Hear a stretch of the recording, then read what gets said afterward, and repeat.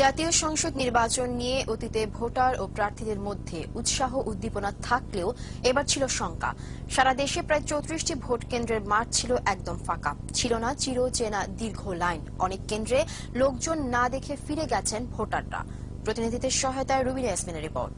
যে সময়টা ভোট গ্রহণ নিয়ে ব্যস্ত থাকার কথা ছিল, সে সময় নির্বাচনী কর্মকর্তাদের দেখা যায় খবরের কাগজ পড়তে।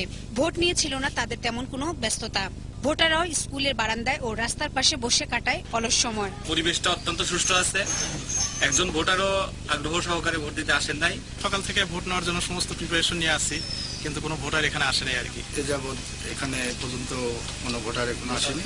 সিরাজগঞ্জের বেলকুচি উপজেলায় কল্যাণপুর সরকারি প্রাথমিক বিদ্যালয়ে কল্যাণপুর রওশনিয়া দাখিল মাদ্রাসার কেন্দ্রেও ভোটের উপস্থিতি ছিল না। কেসি শালদার সরকারি প্রাথমিক বিদ্যালয়ে ভোট কেন্দ্রে পড়েছে মাত্র একটি ভোট। খালি ব্যালট বাক্স জমা দিতে হয়েছে প্রিজাইডিং অফিসারদের। কর্মচারী এবং আইন প্রয়োগকারী সংস্থার সদস্যদের সময় কাটছে অলসভাবে। এই কেন্দ্রের ভোট সংখ্যা 1910। এখন পর্যন্ত 2টা বাজে, আমাদের এখানে 2টা বাজতে চললো, কিন্তু এখন পর্যন্ত আমাদের কোনো ভোটার আসেনি, ভোট দিতে আসেনি। বিএনপির নিখোঁজ সাংগঠনিক সম্পাদক এম ইলিয়াস আলীর এলাকায় সিলেট বিশ্বনাথে রামনাথ সরকারি প্রাথমিক বিদ্যালয় কেন্দ্রে সারাদিনে একটি ভোটও পড়েনি।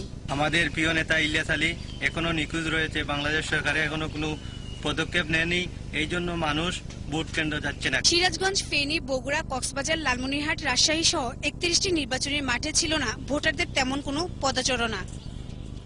রুবিনা ইয়াসমিন, 21 টেলিভিশন।